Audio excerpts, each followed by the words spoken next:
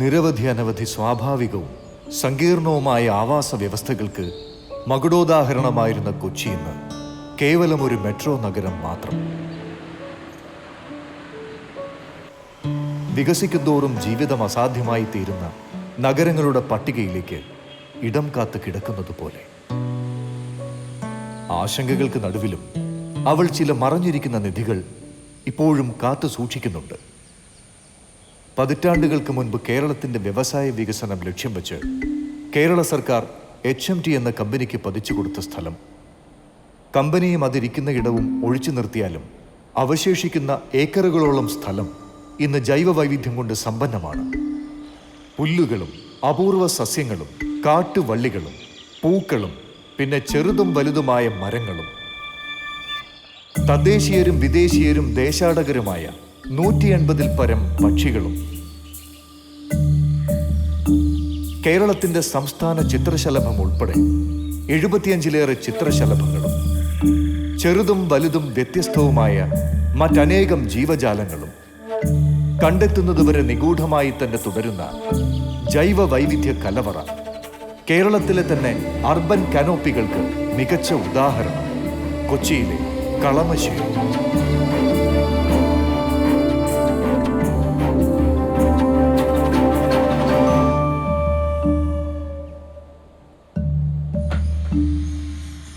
കൊച്ചിയുടെ അന്ധമായ വികസന കണ്ണുകൾ നിരവധി വൻ പദ്ധതികൾക്കായി നോട്ടമിട്ടിരിക്കുന്നത് ഈ പ്രദേശത്തെയാണ്. നഷ്ടപ്പെട്ടതിന് ശേഷം പരിതപിച്ചിട്ട് കാര്യമില്ലാത്ത, കോടികൾ മുടക്കിയാലും തിരിച്ചു പിടിക്കാനാവാത്ത ചിലതുണ്ട് പ്രകൃതിയിൽ. ഒരു പൊട്ടോളം വലുപ്പത്തിൽ കൊച്ചിക്കാർക്കൊരു പക്ഷി സങ്കേതമുണ്ടായിരുന്നു. ആ കൊച്ചിടത്തെ ഞെക്കി ഞെരുക്കി ഉയർന്നു പൊങ്ങിയ കോൺക്രീറ്റ് കാടുകളും അനുദിനം വർദ്ധിച്ചുകൊണ്ടിരിക്കുന്ന വായു മലിനീകരണവും ശബ്ദ മലിനീകരണവും അതിനെ ഒരു പക്ഷി സ്മാരകമാക്കി മാറ്റിയെന്ന് പ്രകൃതി സ്നേഹികൾ വേദനയോട് അഭിപ്രായപ്പെടുന്നു. ഈ പശ്ചാത്തലത്തിൽ നിന്ന് വേണം നാം മംഗളവനത്തിൽ നിന്നും വിദൂരമല്ലാത്ത കളമശ്ശേരിയിലെ ജൈവ വൈവിധ്യത്തെയും ആവാസ വ്യവസ്ഥയെയും കുറിച്ച് മനസ്സിലാക്കാൻ. കളമശ്ശേരി മുനിസിപ്പാലിറ്റി പരിധിക്കുള്ളിൽ താമസിക്കുന്ന ഒരാളാണെങ്കിലും ഏതാണ്ടൊരു 4 വർഷങ്ങൾക്ക് മുമ്പാണ് ഇങ്ങനെ ഒരു കാട് ഉള്ളതിനെ പറ്റി ഞാൻ അറിഞ്ഞത്. അതിനുശേഷം ഇവിടെ പക്ഷികളെ കാണാൻ വേണ്ടി പ്രധാനമായും വന്നു തുടങ്ങി. ഇവിടെയുള്ള ജൈവ വൈവിധ്യം ശ്രദ്ധയിൽപ്പെട്ടതിന് ശേഷം വീണ്ടും വീണ്ടും നമ്മെ ഇങ്ങോട്ട് ആകർഷിക്കുന്ന ഒരു പ്രധാന ഘടകം, ഒരു കാടിൻ്റെ സ്വാഭാവിക ഗുണങ്ങളെല്ലാം തികഞ്ഞ ഈ സ്ഥലം, പണ്ടാരോ പറഞ്ഞതുപോലെ നിത്യ നൂതനമായി ഇരിക്കുക എന്നുള്ള ഗുണം പ്രകൃതിക്ക് മാത്രം അവകാശപ്പെട്ടതാണ്. മനുഷ്യനിർമ്മിതമായ എന്ത് അത്ഭുതങ്ങൾ നമ്മൾ കണ്ടാലും വീണ്ടും വീണ്ടും കാണുമ്പോൾ നമുക്കത് മടുപ്പ് തോന്നും. എന്നാൽ പ്രകൃതി അങ്ങനെയല്ല. പക്ഷി മൃഗ സസ്യജാലങ്ങൾ കൊണ്ട് എന്നും പുതുമയാർന്നുകൊണ്ടിരിക്കുന്ന ഒരു സ്ഥലമാണ് കാട്.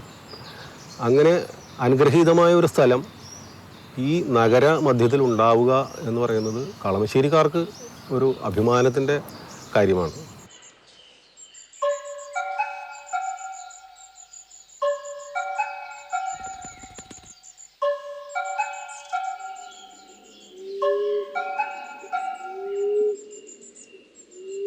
ഇവിടെ ഒരുപാട് പക്ഷികളുണ്ട്, ഒരുപാട് പൂമ്പാറ്റകളുണ്ട്, ഒരുപാട് ഇനം പൂമ്പാറ്റകളുണ്ട്, ഒരുപാട് ഇനം കാട്ടു പൂച്ചെടികളുണ്ട്, ഒരുപാട് തരം മരങ്ങളുണ്ട്, വൃക്ഷങ്ങളുണ്ട്, പിന്നെ ഉരകങ്ങളുണ്ട്, ധാരാളം തേള്, മറ്റ് നമ്മളിപ്പോൾ അധികം കാണാത്ത തരത്തിലുള്ള പാമ്പ് വർഗത്തിൽപ്പെട്ട ജീവികളുണ്ട്, ഉരകവർഗത്തിൽപ്പെട്ട ജീവികളുണ്ട്, ചെറിയ സസ്തനികളുണ്ട്, കീരി പോലെയുള്ള സസ്തനികളൊക്കെ ഉണ്ട്, കാട്ടുമുയൽ അങ്ങനെയുള്ള ജീവികളെല്ലാം ഉണ്ട്. ഇത്തരം ജീവജാലങ്ങളെല്ലാം സമൃദ്ധമായ ഒരു വലിയ ഏരിയ ആണിത്. ശരിക്കും പറഞ്ഞാൽ നഗരത്തിൻ്റെ ഒരു ശ്വാസകോശം എന്ന് തന്നെ പറയാവുന്ന ഒരു ഏരിയ ആണ്.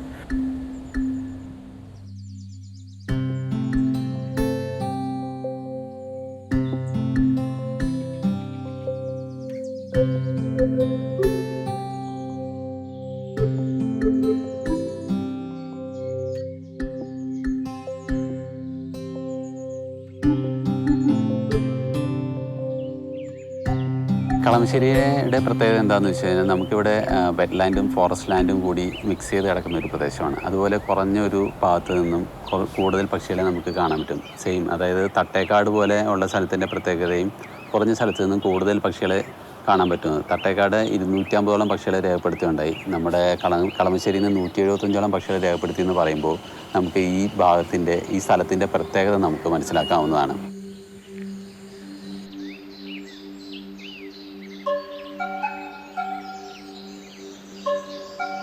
ചെറിയ ചെറിയ ജീവികളും ഇവിടെ ധാരാളമുണ്ട്.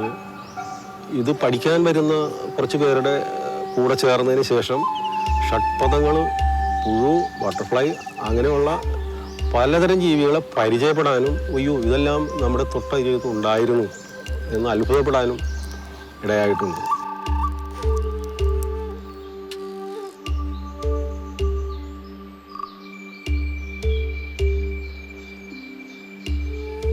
ഇവിടെ പക്ഷികളുടെ കാര്യം പറയുകയാണെങ്കിൽ നമ്മളിവിടെ പല പക്ഷികളുടെയും ബ്രീഡിംഗ് ഉണ്ട്. ഇവിടെ നെസ്റ്റിംഗ് ഉണ്ട്. ക്രസ്റ്റഡ് ഹോക്കികൾ പോലെയുള്ള പക്ഷികളുടെ നെസ്റ്റിംഗ് ഉണ്ട് ഈ ഭാഗത്ത്. ഇത് സ്ഥിരമായിട്ട് ആളുകൾ വന്ന് പലപ്പോഴും ശ്രദ്ധിക്കാറുള്ളതാണ്. പക്ഷികളുടെ കാര്യം ഒന്നോടെ പറയുകയാണെങ്കിൽ നമ്മൾ ഏതാണ്ട് ഒരു 172 ഇനത്തിൽപ്പെട്ട പക്ഷികൾ ഇവിടുന്ന് രേഖപ്പെടുത്തിയിട്ടുണ്ട്. ഇത് ശരിക്കും പറഞ്ഞാൽ ഈ ബേർഡ് പോലെയുള്ള അന്താരാഷ്ട്ര പക്ഷി നിരീക്ഷണ ഡാറ്റാബേസിലെ ഒരു ഹോട്ട്സ്പോട്ടാണ്.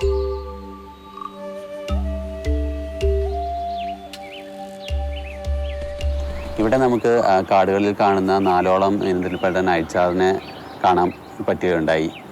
വെറ്റ്ലാൻഡ് ബേർഡ്സായ വൂളി നെക്ക്ഡ് സ്റ്റോക്കിനെ നമുക്ക് സ്ഥിരമായിട്ട് വരുന്നുണ്ട് ഇവിടെ. വൂളി നെക്ക്ഡ് സ്റ്റോക്ക് വൾനറബിൾ സ്റ്റാറ്റസിൽപ്പെട്ട ഒരു പക്ഷിയാണ്. അതോടൊപ്പം തന്നെ ബ്ലാക്ക് ബാസ് എനിക്ക് ഇവിടുന്ന് കിട്ടുന്നുണ്ട്. നൈറ്റ്ജാറിൻ്റെ കാര്യം പറയുകയാണെങ്കിൽ ജംഗിൾ നൈറ്റ്ജാറിനെ കാണാനായിട്ട് സ്വദേശികളും വിദേശികളും നമ്മുടെ ഇവിടെ വരികയും അവരെ കാണുകയും അതിൻ്റെ പ്രസൻസ് രേഖപ്പെടുത്തുകയും ഉണ്ടായിട്ടുണ്ട്.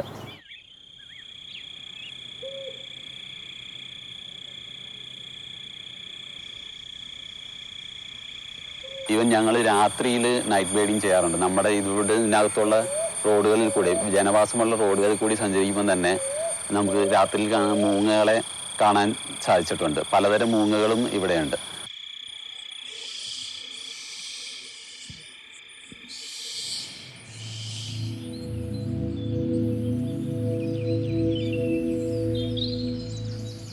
പക്ഷി നിരീക്ഷണത്തിൻ്റെ ഭാഗമായിട്ട് ഇവിടെ എത്തിച്ചേരുമ്പോഴൊക്കെ എന്നെ ഇവിടുത്തെ ശലഭങ്ങളുടെ വൈവിധ്യം എന്നെ പലപ്പോഴും അത്ഭുതപ്പെടുത്തിയിട്ടുണ്ട്.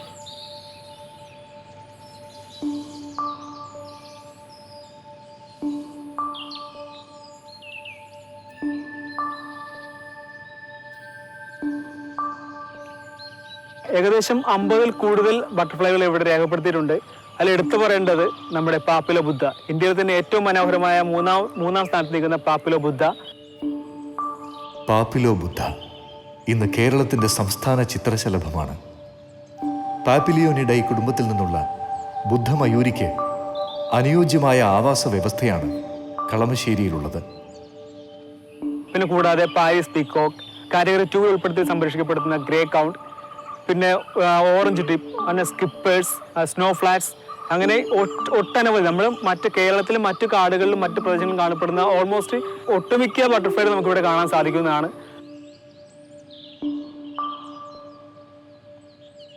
കൂടാതെ വിവിധ ഇനം തുമ്പികൾ, ഇൻസെക്റ്റുകൾ, സ്പൈഡേഴ്സ് എന്നിവ ഇവിടെ ഏർപ്പെടുത്തിയിട്ടുണ്ട്. അതിൽ എടുത്തു പറയണമെന്ന് വെച്ചാൽ നമ്മുടെ ബോക്സ് ഇൻസെക്ട്സ്, മാൻ faced insects, praying മാൻഡിൽസ്, leaf insects, അങ്ങനെ ഒട്ടനവധി ഇൻസെക്ട്സുകളും പിന്നെ നമ്മുടെ മോത്തിൽ തന്നെ എടുത്തു പറയുന്നത് ചിലപ്പോൾ salt paper moth, blue tiger, അങ്ങനെ ഒട്ടനവധി ചെറു ജീവജാലങ്ങൾ ഇവിടെ രേഖപ്പെടുത്തിയിട്ടുണ്ട്.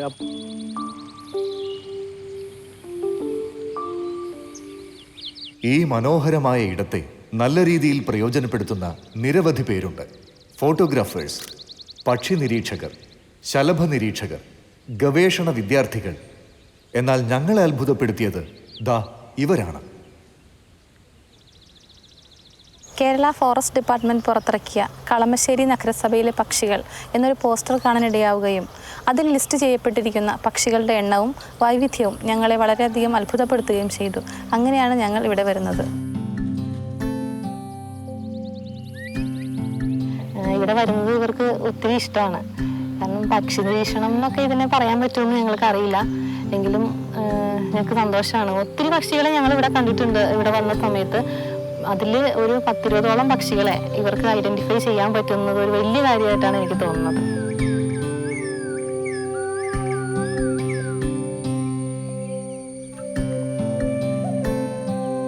ഞങ്ങളുടെ കുട്ടികൾക്ക് അധിക ദൂരം സഞ്ചരിക്കാതെ ആയാസരഹിതമായി വളരെ സുരക്ഷിതത്തോടെ പ്രകൃതിയെ കാട്ടിക്കൊടുക്കാനും പഠിപ്പിച്ചു കൊടുക്കാനും പറ്റിയ ഒരിടം തന്നെയാണിത്.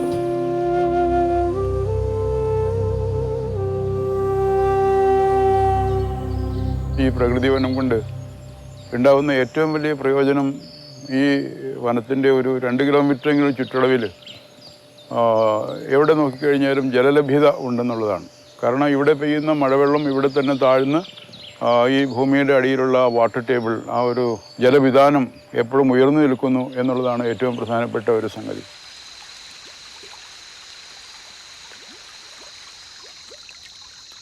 അപ്പോൾ ഇവിടുത്തെ ഈ നിബിഡമായ വനത്തിൽ കൂടി നമ്മളൊരു 5 മിനിറ്റ് നേരം സഞ്ചരിച്ചിട്ടുണ്ടെങ്കിൽ കിട്ടുന്ന ആ ഓക്സിജൻ്റെ അളവ് എത്രയോ കൂടുതലാണ്. അതുകൊണ്ട് നട്ടുച്ചയ്ക്ക് പോലും ഒരു AC എഫക്റ്റ് കിട്ടുന്ന ഈ ഒരു അന്തരീക്ഷം ഇവിടെ വരുന്നവരെ സംബന്ധിച്ചിടത്തോളം വളരെ ആശ്വാസദായകമായിട്ടുള്ള ഒരു സംഗതിയാണ്. ഏതു വേനലിനെയും നിഷ്പ്രഭമാക്കുന്ന ഈ തണൽ വഴിയിലൂടെ യാത്ര ചെയ്തിട്ടുള്ളവരെല്ലാം കളമശ്ശേരിയിലെ ഹരിതമേലാപ്പിൻ്റെ അനുഗ്രഹം ആവോളം അറിഞ്ഞിട്ടുള്ളവരാണ്. അതുപോലെ കടുത്ത ജലക്ഷാമം അനുഭവപ്പെടുന്ന വേനൽക്കാലത്തും നഗരവാസികൾക്ക് കുടിവെള്ളം മുട്ടില്ലാതെ പകർന്നു കൊടുക്കുന്നത് ഈ അർബൻ കാനോപ്പിക്കരികിലെ കിണറ്റിൽ നിന്നാണ്.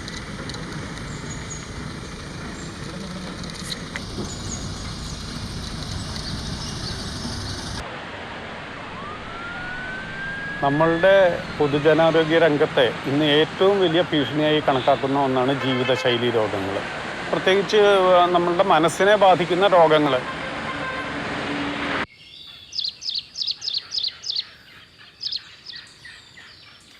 പ്രകൃതിക്ക് നമ്മുടെ ജീവിതത്തിലുള്ള ഇമ്പാക്റ്റിനെ കുറിച്ചിട്ട് നിരവധി പഠനങ്ങൾ നടത്തുകയും അതെല്ലാം ഡോക്യുമെന്റ് ചെയ്യുകയും ചെയ്തിട്ടുണ്ട്. അതിൽ ഏറ്റവും പ്രധാനമായിട്ടുള്ള അടുത്ത കാലത്ത് യുണൈറ്റഡ് കിങ്ഡത്തിലെ യൂണിവേഴ്സിറ്റി ഓഫ് എക്സെറ്റർ നടത്തിയ ഒരു പഠനത്തിൽ it's well documented that people living in neighbourhoods with more birds and trees are less prone to suffer from mental stress, depression and anxiety. ഹരിതമേലാപ്പുകൾ ചലനാത്മകവും ഗുണപരവുമായ ഒട്ടേറെ നേട്ടങ്ങൾ മനുഷ്യനും മറ്റു ജീവികൾക്കും സംഭാവന ചെയ്യുന്നുണ്ട്. വായുവും ജലവും അത് ശുദ്ധീകരിക്കുന്നു. ഭൂമിക്കടിയിലെ ജലവിധാനം മികച്ച രീതിയിൽ നിലനിർത്തുന്നു. ഊർജം സംരക്ഷിച്ച് ജീവജാലങ്ങളുടെയും പക്ഷികളുടെയും സ്വാഭാവിക ആവാസ വ്യവസ്ഥ അത് കാത്തു പരിപാലിക്കുകയും ചെയ്യുന്നു.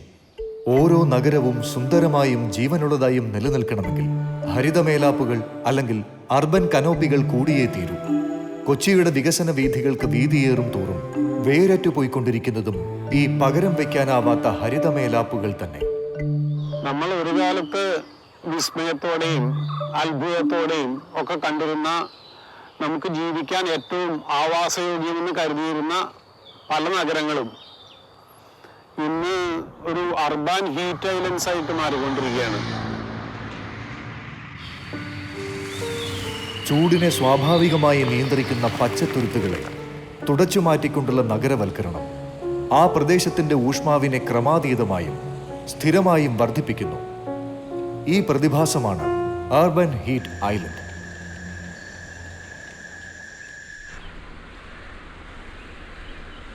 നഗരവൽക്കരണം ഈ രീതിയിലാണ് മുന്നോട്ട് പോകുന്നതെങ്കിൽ അത് പൂർത്തിയാകുമ്പോഴേക്കും മനുഷ്യനും ഇവിടെ വാസം സാധ്യമാവില്ല എന്നുള്ളതാണ് അതിൻ്റെ ഏറ്റവും വലിയ കാര്യം. നമ്മളാരും അവെയറല്ലാത്ത വളരെ ഞെട്ടിക്കുന്നൊരു കാര്യം.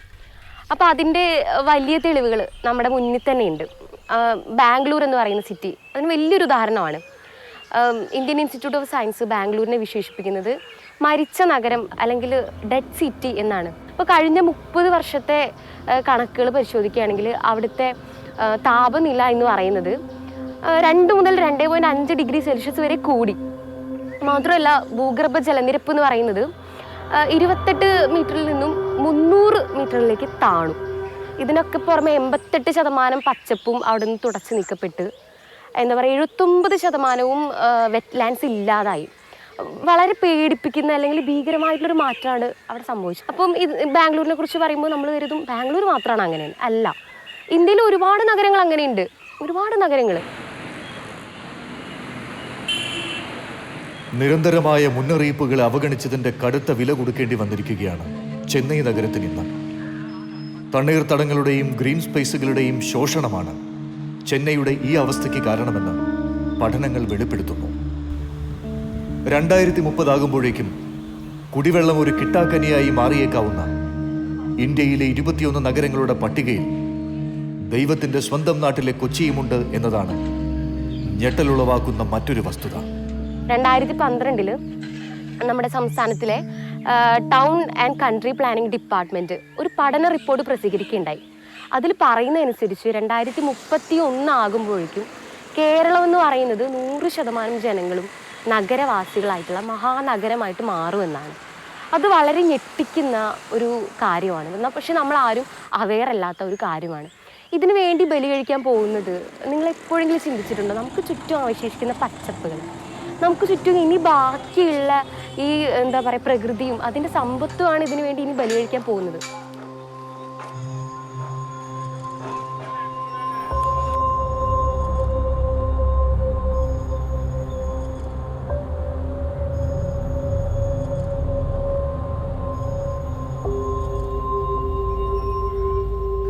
കളമശ്ശേരിയിലെ ഈ അർബൻ കനോപ്പിക്ക് ചുറ്റും നടക്കുന്ന കാഴ്ചകൾ നമ്മുടെ ഭാവിക്ക് അത്ര ശുഭകരമായ കാര്യമല്ല.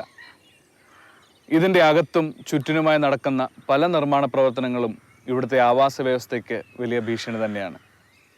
സീപോർട്ട് എയർപോർട്ട് റോഡിൻ്റെ പുതിയ എക്സ്റ്റൻഷൻ വരുന്നത് ഇതിൻ്റെ വശത്തുകൂടിയാണ്. ഇതിനോടകം തന്നെ ഏകദേശം 23ഓളം ഇനത്തിലുള്ള പക്ഷികളുടെയും മറ്റും ആവാസ വ്യവസ്ഥയെ ഇത് ബാധിച്ചു കഴിഞ്ഞു എന്ന് നമുക്കിവിടെ നിന്ന് മനസ്സിലാക്കാൻ കഴിഞ്ഞിട്ടുണ്ട്. ടൺ കണക്കിന് മാലിന്യമാണ് ഈ കളമശ്ശേരിയിലെ ഈ കൊച്ചു കാടിൻ്റെ ചുറ്റിനും പരിസര പ്രദേശത്തുമായി കെട്ടിക്കിടക്കുന്നത്. ഇതിനൊക്കെ പുറമെയാണ് പ്രളയകാലത്ത് സർക്കാർ സംവിധാനങ്ങളിലൂടെ കൊണ്ട് തള്ളിയിരിക്കുന്ന മാലിന്യങ്ങൾ. ഈ മാലിന്യങ്ങളിലൊക്കെ വന്നിരുന്ന് ഇതിനിടയ്ക്കൂടെ സഞ്ചരിക്കുകയും ചെയ്യുന്ന പല പക്ഷികളുടെയും ചിറക് മുറിഞ്ഞതും കാല് പോയതും കൊക്കു മുറിഞ്ഞതുമായിട്ടുള്ള അനേകം പക്ഷികളെ നമ്മളിവിടെ കണ്ടെത്തിയിട്ടുണ്ട്. ഇതിനൊക്കെ പുറമെ ഈ മാലിന്യങ്ങളുടെ മേൽ മഴ പെയ്തു കഴിഞ്ഞു കഴിഞ്ഞാൽ ഇത് ഭൂഗർഭറകളിലേക്ക് ഇറങ്ങിപ്പോകാതെ നീരാവിയായി തിരികെ പോകുന്നു. മറ്റൊരു വലിയ പ്രശ്നമാണ് ഇവിടെ കേബിളുകളും വയറുകളും കൊണ്ടുവന്ന് കൂട്ടിയിട്ട് കത്തിച്ച് അതിൽ നിന്നും കോപ്പറുകൾ വേർതിരിച്ചെടുക്കുന്ന സംഘങ്ങൾ ഉണ്ടാക്കുന്ന പ്രശ്നങ്ങൾ. അങ്ങനെ പലതവണയായിട്ട് ഇവിടെ മാലിന്യങ്ങളിൽ തീ പടർന്ന് വലിയ വലിയ ബുദ്ധിമുട്ടുകൾ നമ്മളിവിടെ ഉണ്ടായി കാണുന്നുണ്ട്.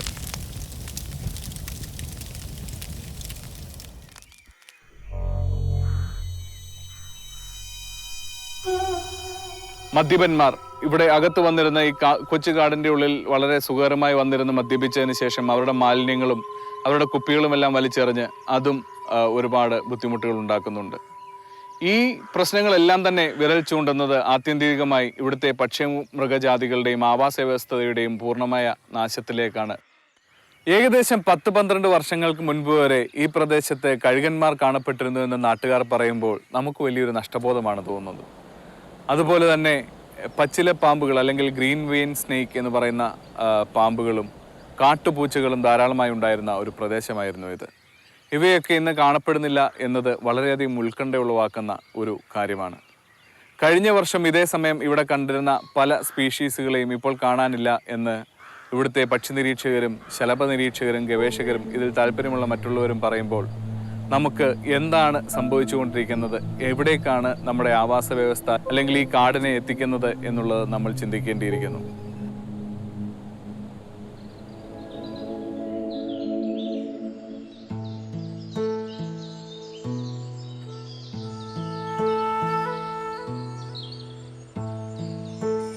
വംശനാശ ഭീഷണി നേരിട്ടുകൊണ്ടിരിക്കുന്ന കന്യാസ്ത്രീ കൊക്ക് ഈ കാടിൻ്റെ പുറത്തുള്ള പഴയ പാടശേഖരങ്ങളിൽ നിത്യസാന്നിധ്യമാണ്. ഡോക്ടർ സലീം അലിയുടെ കഥയിലൂടെ പ്രശസ്തമായ മഞ്ഞത്താലി കുരുവി, തണ്ടാൻ മരംകൊത്തി, ചെമ്പുകൊട്ടി എന്നീ ചെറുപക്ഷികൾ ഇവിടെ മുട്ടയിട്ട് വളരുന്നവയാണ്. കൂടാതെ ഈ പ്രദേശം ധാരാളം ഷഡ്പദങ്ങൾ, നമ്മുടെ സംസ്ഥാന ശലഭമായ ബുദ്ധമയൂരി, നിശാശലഭങ്ങൾ, ചെറിയ ചെറിയ മൃഗങ്ങൾ എന്നിവയുടെ ആവാസ വ്യവസ്ഥയാണ്.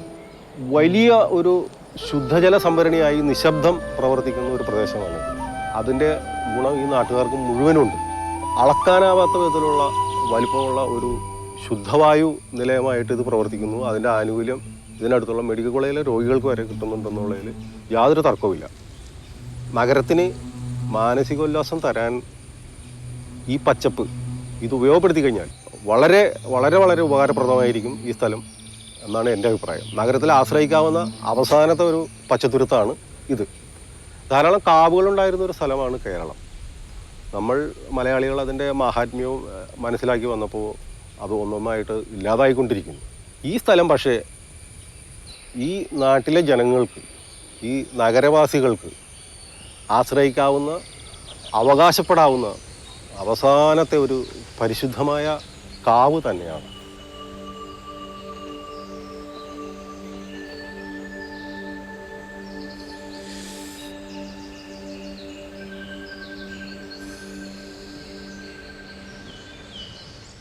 കളമശ്ശേരിയിൽ ഈ വാഹനങ്ങളും വേഗതയും ആർത്തിരമ്പുന്ന കൊച്ചിയുടെ തൊട്ടടുത്ത് ഇങ്ങനെയൊരു കാട് കണ്ടിട്ട് എനിക്ക് ഒരുപാട് അത്ഭുതം തോന്നുന്നു, അതിലധികം ആശ്വാസം തോന്നുന്നു. ഇത് സംരക്ഷിക്കപ്പെടണം, അടുത്ത തലമുറയ്ക്ക് വേണ്ടി കൈമാറാൻ കഴിയണമെന്ന്. നമ്മൾ വിചാരിക്കാത്ത അത്ര അധികം ഒരു ജൈവ വൈവിധ്യം ഇവിടെ കാണാനുണ്ട്. നമ്മളെ ഓരോ വർഷവും പരിസ്ഥിതി ദിനം വരുമ്പോൾ എല്ലാ സ്ഥലത്തും കൊണ്ട് ഒരു തൈ നടുന്നു. അതൊക്കെ അങ്ങനെ തന്നെ നശിച്ചു പോകുന്നു. അതൊരു പ്രതീകം എന്ന നിലയ്ക്കല്ലാതെ ഭൂമിയെ സംരക്ഷിക്കാൻ നമുക്ക് കഴിയുന്നില്ല. അതുപോലെ ഇപ്പോൾ മിയാവാക്കി പദ്ധതിയെപ്പറ്റി പറയുന്നുണ്ട്. അപ്പോൾ അതിനേക്കാളൊക്കെ ഏറ്റവും പ്രായോഗികം ഇപ്പോൾ നമ്മുടെ കയ്യിലുള്ള ഈ പച്ചത്തുരുത്ത്, പട്ടണത്തിൻ്റെ ഹരിത മേലാപ്പ് എന്ന് വിളിക്കാവുന്ന, അർബൻ കനോപ്പി എന്ന് വിളിക്കാവുന്ന ഈ കാട്, ഇത്തരം കാടുകൾ സംരക്ഷിക്കുക എന്നുള്ളതാണ്. ഇത് പക്ഷി നിരീക്ഷകരുടെയോ അല്ലെങ്കിൽ പരിസ്ഥിതിവാദികളുടെയോ അല്ലെങ്കിൽ ഒന്നോ രണ്ടോ ആൾക്കാരുടെയോ ഒരു വെറും ജൽപ്പനമായിട്ട് കണക്കാക്കാതെ പൊതുസമൂഹത്തിൻ്റെ അടിയന്തര ആവശ്യമായിട്ട് കണക്കാക്കണം. അപ്പോൾ കൊച്ചിയിൽ നിന്ന് തന്നെ ഒരു തുടക്കം, കളമശ്ശേരിയിൽ ഒരു തുടക്കം, അത് കേരളത്തിലെ വിവിധ നഗരങ്ങളിൽ രൂപപ്പെട്ട് കിടക്കുന്ന അല്ലെങ്കിൽ ഒറ്റപ്പെട്ട് കിടക്കുന്ന ചില പച്ചത്തുരുത്തുകളെ സംരക്ഷിക്കാനും ഒരു ശൃംഖലയായിട്ട് വളർത്താനും കഴിയുകയാണെങ്കിൽ കേരളത്തിന് അത് വലിയൊരു നേട്ടമായിരിക്കും. ഒരുപാട് നഷ്ടങ്ങൾ വന്ന, പാരിസ്ഥിതികമായി ഒരുപാട് തെറ്റുകൾ ചെയ്ത ഒരു ജനത എന്ന നിലയ്ക്ക് നമുക്ക് ചെയ്യാവുന്ന ചെറിയൊരു കാര്യം അതായിരിക്കും. അതിനുവേണ്ടി എല്ലാവരും ഉണർന്ന് പ്രവർത്തിക്കട്ടെ എന്നുള്ളൊരു പ്രാർത്ഥനയാണ് ഈ കാടിനുള്ളിൽ ഇരിക്കുമ്പോൾ ഇപ്പം എൻ്റെ ഉള്ളിൽ നിന്ന് വരുന്നത്. വനം വിളിക്കുന്നു വരൂ, മഴയുടെ മണം തുളുമ്പുന്നു മരങ്ങളിൽ. വനം വിളിക്കുന്നു വരൂ, മഴയുടെ മണം തുളുമ്പുന്നു മരങ്ങളിൽ. വേരുവെരുകിനെ പോലെ മണക്കുന്നു, നിറങ്ങൾ പൊന്തുന്നു മയിലായി പൂക്കളായി. തണൽ മരങ്ങളിൽ നിലാവും വർഷവും ഇരുട്ടുമായി രാത്രി നിറഞ്ഞു തൂവുന്നു. ഇലകളായി പച്ചമഴ പൊഴിയുന്നു, പിച്ചി പവിഴമല്ലികൾ മണങ്ങളായി ആദിസ്മൃതികൾ പോൽ നമ്മെ പൊതിയുന്നു. വരൂ വിളിക്കുന്നു കിളികൾ, കൂട്ടിലേക്കിരുട്ടിറങ്ങുന്നു, തണുപ്പിറങ്ങുന്നു. അടുത്തിരിക്കുമ്പോൾ മദം ചുരക്കുന്നു, മഴ വിളിക്കുന്നു, വനം വിളിക്കുന്നു. സൂര്യനുദിക്കുമ്പോൾ നിന്റെ മുഖം തിളങ്ങുന്നു, അരയിൽ ചീറ്റുന്ന കരിമ്പാമ്പിൻ ചരടഴിയുന്നു. കാടിൻ മടിയിൽ ഞാനെല്ലാം മറന്നുറങ്ങുന്നു, മഴ നനയുന്നു. കാടിൻ മടിയിൽ ഞാനെല്ലാം മറന്നുറങ്ങുന്നു, മഴ നനയുന്നു. കുനിഞ്ഞു കാടൻ്റെ മുഖം ഒഴിയുന്നു, ചുണ്ടിൽ ഹരിതമുദ്രകൾ ഉണർത്തുന്നു. കാടിനകത്തൊരുത്സവം, ഉടലിനുത്സവം, കാട്ടിലലയുന്നു ഞാനും മഴയും ഒന്നായി. വനം വിളിക്കുന്നു വരൂ, മഴയുടെ മണം തുളുമ്പുന്നു മരങ്ങളിൽ. വേരുവെരുകിനെ പോലെ മണക്കുന്നു, നിറങ്ങൾ പൊന്തുന്നു മയിലായി പൂക്കളായി. തണൽ മരങ്ങളിൽ നിലാവും വർഷവും ഇരുട്ടുമായി രാത്രി നിറഞ്ഞു തൂവുന്നു. ഇലകളായി പച്ചമഴ പൊഴിയുന്നു.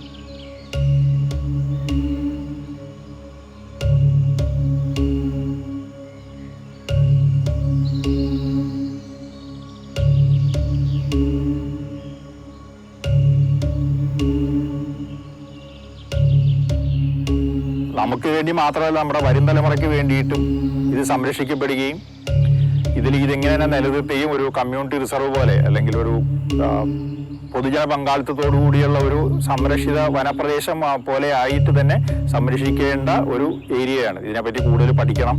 ഇതിൽ ഇനിയും നമ്മൾ ഡോക്യുമെന്റ് ചെയ്യപ്പെടാത്ത അല്ലെങ്കിൽ ഇതിനെയും നമ്മൾ എന്യൂമറേറ്റ് ചെയ്യാത്ത ഒരുപാട് ജീവജാലങ്ങളുണ്ട്. വളരെ ഇന്റൻസീവായിട്ട് നമ്മൾ സർവേ നടത്തുകയും ഇതിനെ എല്ലാത്തിനെയും സംരക്ഷിക്കുവാനും ഇതിനെ ലിസ്റ്റ് ചെയ്യുകയും ഇതിനെല്ലാം സംരക്ഷിക്കുവാനുള്ള നടപടികൾ നമ്മൾ സ്വീകരിക്കേണ്ടതാണ്. ഒരു വ്യക്തിയുടെയോ സ്ഥാപനത്തിൻ്റെയോ ഗവൺമെൻറ്റുകളുടെയോ കോർപ്പറേറ്റുകളുടെയോ പിതൃസ്വത്തല്ല പ്രകൃതി. വരും തലമുറകൾക്ക് കൂടി അവകാശപ്പെട്ട പ്രകൃതിയും പ്രകൃതി വിഭവങ്ങളും കവർന്നെടുത്ത് ദൂർത്തടിച്ചതിൻ്റെ ഞെട്ടിക്കുന്ന കണക്കുകളാണ് നമുക്ക് ചുറ്റും. ഭാവിയിലേക്ക് ഉറ്റുനോക്കാൻ പോലും പേടിയാകും. ഇനിയും ആരുടെ ആഹ്വാനത്തിന് വേണ്ടിയാണ് നമ്മളൊക്കെ കാത്തിരിക്കുന്നത്? ഞങ്ങൾക്ക് വേണ്ടി, വരുന്ന തലമുറകൾക്ക് വേണ്ടി നമുക്ക് ഓരോരുത്തർക്കും സ്വയം ബോധവാന്മാരാകാം.